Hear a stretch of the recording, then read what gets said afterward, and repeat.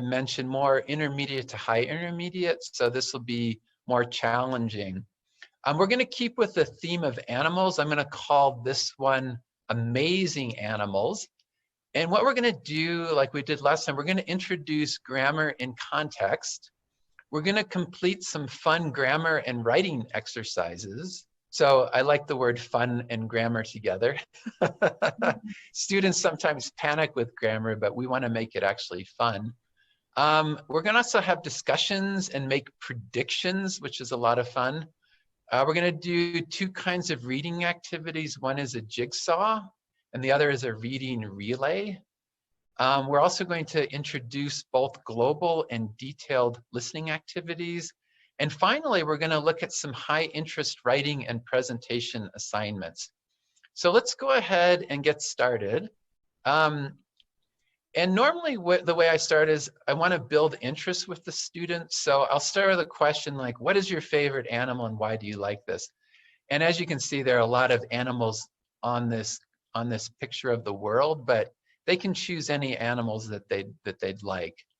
And we won't take the time right now, but if you think about what your favorite animal is, and kind of thinking about that. The last group we had things like panda and elephant and lion and all kinds of exciting ones.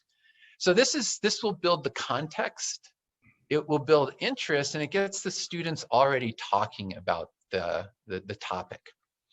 So once we've introduced the topic, we're going to go to the next slide, which is grammar. And sort of like we did last time, introducing grammar first in a very visual way. So these are all big animals. So buffalo is big. The rhinoceros is bigger than the buffalo, and the elephant is the biggest land animal.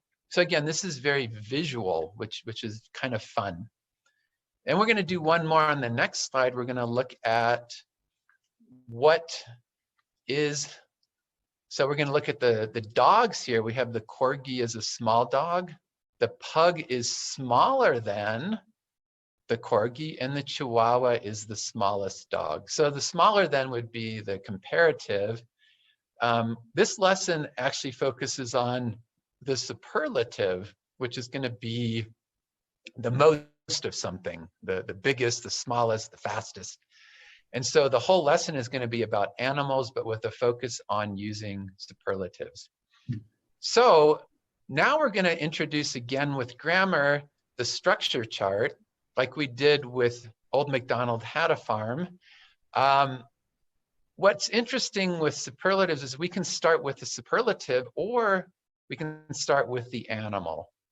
So that's why there are two charts here. So I could say the biggest land animal is the elephant, or I could say the elephant is the biggest land animal.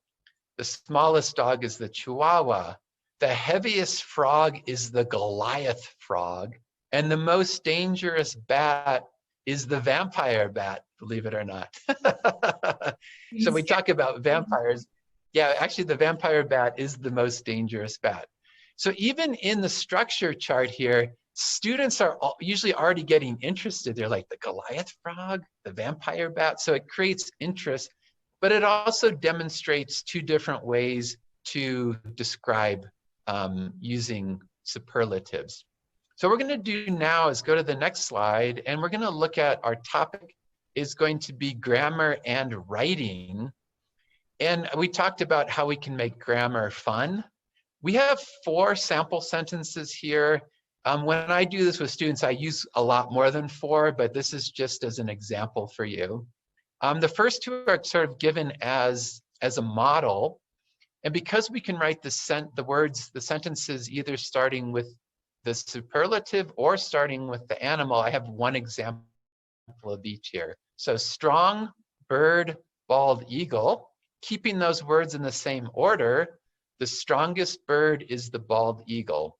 Giraffe, tall animal. Now we're going to start with the animal. The giraffe is the tallest animal. So let's look at number 3. Why don't some of you write down what you would put for number 3? Unusual animal, duck-billed platypus. Or number 4, you could also choose polar bear, heavy bear. So why don't you guys type in the comments either number 3 or number 4, what you would write as the answer. Wonderful. Yeah, let's see. Pat already has an answer for us. She wrote, the most unusual animal is the duck-billed platypus. That sounds pretty good. That's excellent. Very well written.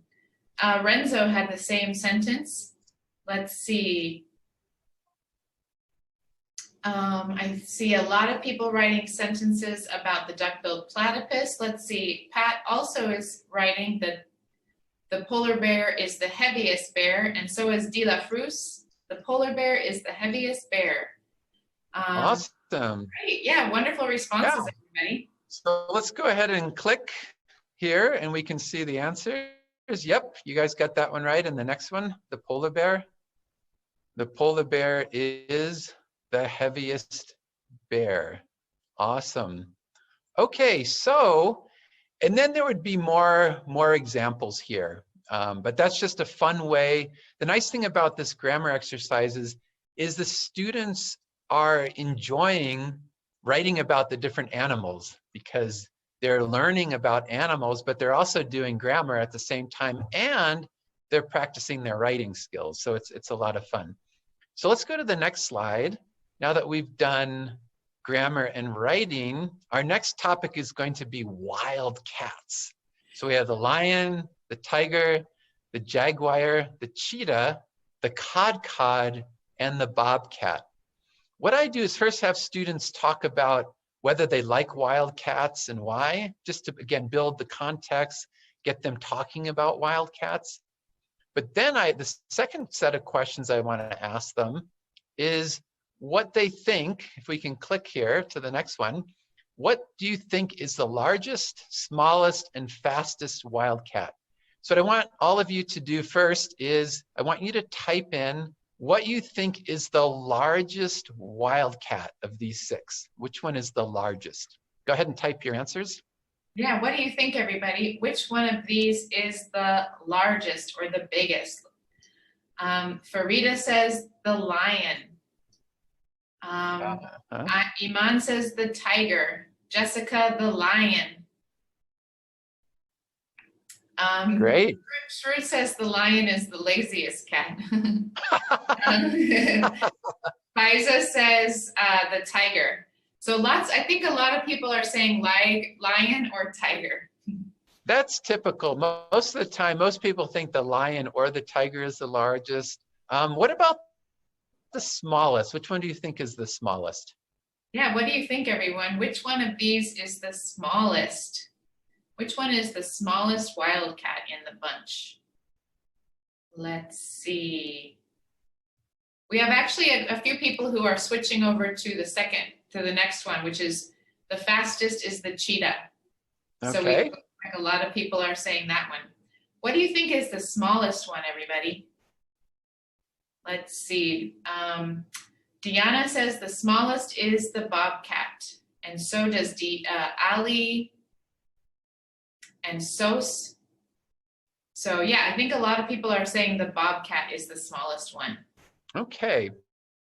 So this is just making predictions, and one of the things that I always like to focus on with predictions is it doesn't matter if the answer is correct or not. It builds the interest and it gets students engaged. And so what I usually do is have students raise their hand. I'll say, who thinks the lion is the largest? And then people will raise their hand. And then who thinks the tiger? And so that way we can kind of see that there's some variation, just like some of you have some variation here. So once we do this, now we're going to get into the reading activity. And this is a reading jigsaw. I have an article I wrote about wild cats, which describes the largest, the smallest, and the fastest.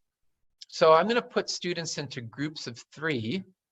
And in the group of 3, each student will get a slip of paper with information about one of the cats. So if Kate's on my team, so I might get information about the smallest, Kate might get information about the largest, and Jose might get information about the fastest. Okay, so we each have a slip of paper, And so we want to think about which type, where do they live? So where do they live? And finally, under interesting information, I want the students to look for 3 pieces of interesting information. So if we click to the next slide, this is my slip of paper that I got. My slip of paper only gives me information about the codcod, the smallest wildcat. So the smallest wildcat is the codcod, which lives in the Andes Mountains in Chile and Argentina in South America. Codcods only weigh about 2 to 2.5 kilograms. They have excellent eyesight and hearing. Their favorite foods are birds and small rodents. When they are in danger, they climb trees for safety. Codcods are rare, and there are only about 10,000 of them. So this is what I read. I do not see the other 2. I'm only going to look at mine. I'm going to be an expert on the smallest cat. So if we go to the next slide, this is my worksheet. This is the information I'm going to fill in. So the type of cat, I put codcod. And then where do they live? Andes Mountains in South America. And interesting information, I have the students pick 3 things. So there were more than 3, but I let them pick 3. So I chose, they weigh only 2 to 2.5 kilograms, excellent eyesight and hearing, and only 10,000 of them. So I collect this information. Then, now we get into a listening and speaking activity with writing where, no, we're still back at the former slide, previous slide. Yes, so what I'll do now is I will talk to my teammates and ask questions so that I can complete the charts. I might say, Kate, or what's the largest cat? And Kate will say, it is the Siberian tiger. So we can, so we can ask each other questions to complete the chart without copying each other's charts. We don't want to copy, we want to actually ask questions and then write. So then we complete the chart. Now we are experts on 3 kinds of cats, even though we only read about 1 kind. Isn't that cool? Very cool. Once we're done with that, the students can read the whole article about cats, but they already have a lot of the information, so it makes the reading a bit more interesting, and it makes it easier because they've already talked about the 3 kinds of wildcats.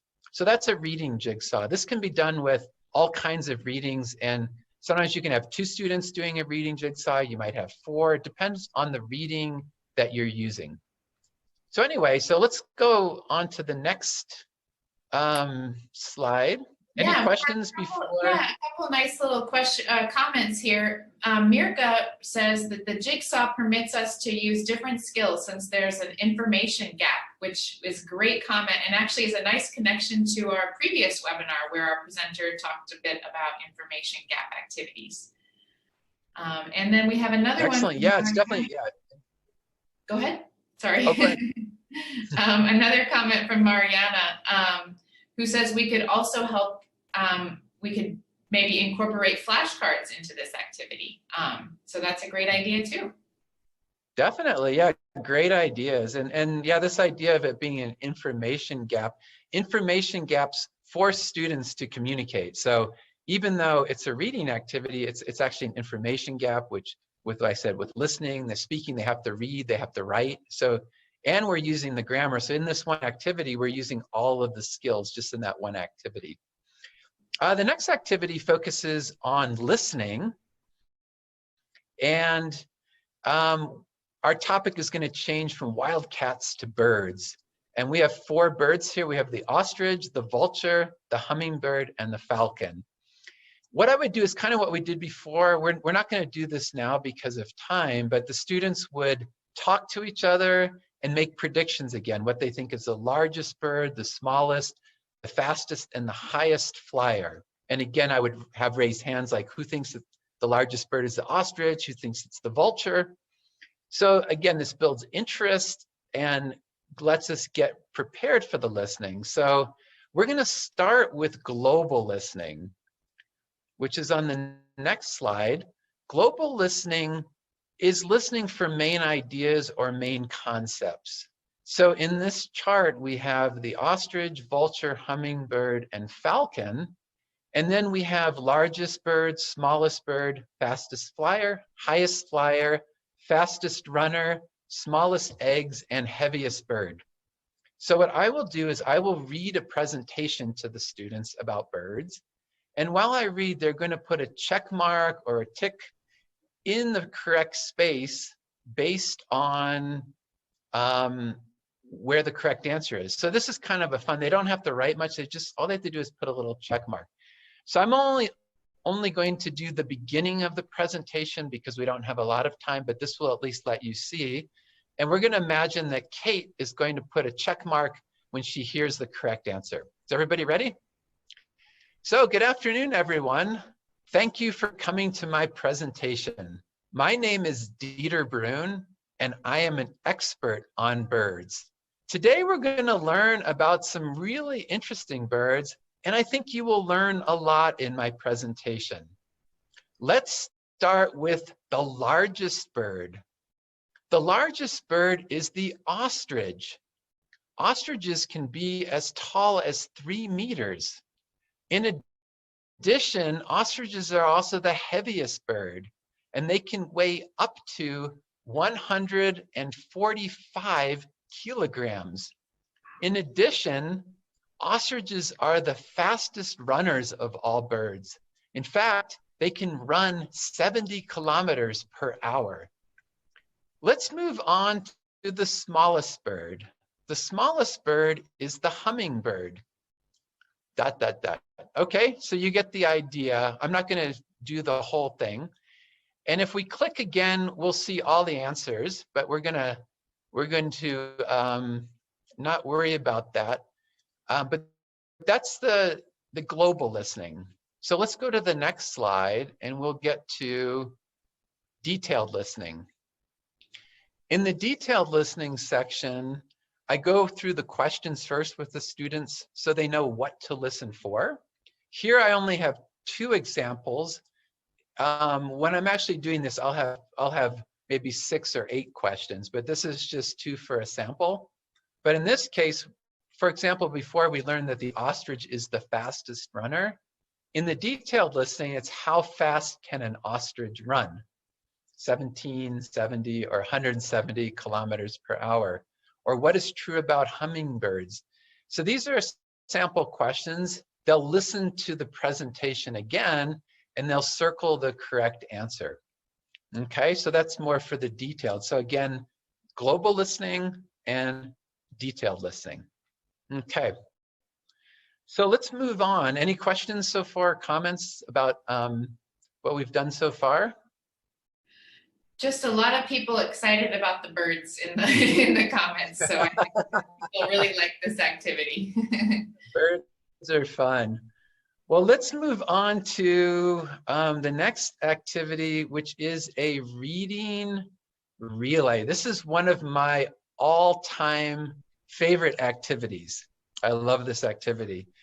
The context, the topic that we're going to use for this activity is sharks. And what I like to do is start with, again, a discussion so the students can talk and have a dialogue about this. But do you like sharks? Why or why not? Are you afraid of sharks? Why or why not? How many different kinds of sharks do you think there are? What I'd like all of you to do is focus on question number 3, which is, how many different kinds of sharks do you think there are? I want you to just take a guess and type it in the comment box. Great. Whatever you think. Yeah, it looks like Yoshiro thinks around 500. Great. What other answers do you think? How many different kinds of sharks are there? And we did have a nice comment from Gabby about the previous activity, that the check chart is very practical. So that's a nice way to incorporate that global listening practice. Let's see, awesome. Ali says, I love sharks. There are more than 360 species. And Fran says, oh no, sharks. Any other numbers without getting on your phones and looking at Google? Yes, exactly. That's the hard part. Inez says hundreds. Let's see. Monica says 300. De La Frue says over 400. Elizabeth says maybe 50. So lots of great responses, everyone. Thanks for participating. Yeah, and the thing I like about predictions is that you get a range. I've had a range. One time I did this, and one student said there's one kind of shark. Another one said like 1,000. So you get all kinds of numbers, but it builds, this is designed to build the excitement and to build the interest, okay? So we have a lot of different numbers. We don't know the answer yet, but at some point we will find out, which is a lot of fun. Okay, so after the discussion, what we'll do next is we're going to move on to some predictions. And in the predictions, the first prediction is kind of what I asked you on the last slide, which is how many different kinds of sharks are there? Do you think there are 25, 150, or 500? Go ahead and type in the comment box how many you think. If you think it's A, B, or C, 25, 150, or 500. What do you think, everyone? Now we are looking at the multiple choice question. The answer is A, B, or C. Yoshiro is sticking with his 500, which is C. Very nice. De La Frue says C. Leah Jimenez says B. Faisal says B. Dora Linda says, I think there are 500 species or 500 types. And Nurhan says she thinks 150. So lots of different responses. Great job, everybody. Great, and that's normal with this. Usually we get a range. You know, some people pick A, some pick B, some pick C. Okay, I'm not going to tell you the answer now. We're going to do another prediction, which is number 2. What is the largest shark? What do you guys think? Is it the great white shark, the whale shark, or the bull shark? All right, what do you think, everybody? Which one is the largest shark? The great white shark, the whale shark, or the bull shark? Let's see what answers you have. Gabby says the whale shark is the largest shark. Let's see. Gacela says B, the whale shark. Renzo says the great white shark. So lots of different responses. Afshan also thinks it's the whale shark. Great, thanks for your responses. Great, thanks. So, and normally I have about 9 questions that I normally ask here, but again, I'm just showing you 2 of them just to get the idea of what this done. So this builds interest. Students are predicting, but they don't know the answer, right? We're getting different answers. So what we do next is we actually go to the reading relay.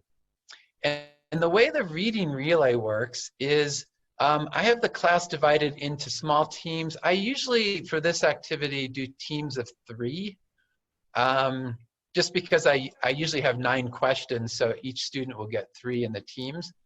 And then, depending on how many teams I have, I will tape 1 copy of the article on the wall for each team. So if, for example, I have 30 students in my class and I have 10 teams, I will have 10 articles on the wall. I did this at a conference one time and I had almost 200 people in the room. So I had 200 people doing this activity. Wow. So this works, it doesn't matter how many students you have. I know this was one of the questions at the beginning. The more students you have, the more articles you can tape on the wall. Then the way this works is the students will have a sheet with the questions on. They predicted before, but now they actually are going to find the real answers. And they're going to take turns running to the wall to find the answer. So this is a scanning activity. It practices scanning skills. So let's say I have question number 1, which is, how many different kinds of sharks are there? I'm going to run to the wall. I'm going to look at the article, and then I am going to find the answer. I'm going to come back to my team and tell them the answer, and we're all going to circle the answer. So everybody is engaged. Even though I personally was the one who found the answer, all of us are circling the answer. Then Kate will answer number 2, for example, what is the largest shark? She's going to run to the wall and find the answer. So basically, we take turns. The fastest team with all correct answers wins, okay? So if our team is fastest, we'll say bingo when we're done. And then when everybody's done, we'll go through them, and the fastest team with all the correct answers wins. So sometimes a team is fast, but they make mistakes. So this is really fun because it engages the team. The students are up, they're running, it's a competition, but it's also very exciting. It's a high energy activity. So that's how the reading relay works. And if we go to the next page, the first question I ask you is, how many different kinds of sharks are there? And the answer is 500. When I first created these materials, the answer was 350. So the number of sharks that we know about is increasing. I just read an article 2 days ago. They found 4 species of crawling sharks, sharks that use their fins to crawl on the bottom of the ocean. 4 of them in near Australia, I think it was. So that was 4 new species. So that's exciting, right? So now there are 500. And what is the largest shark? The answer is the whale shark is the largest shark and also the largest fish. So this is fun, and we found the answers, and then we're going to compare, see if we got them all right at the end. So that's how our reading relay works. Once we do the reading relay, we can read the whole article. Again, we have a lot of information from the relay. Now we have some expertise on sharks. It's fun to read the whole thing because some of that information we already know. Okay, so let's move on to the final piece here, which is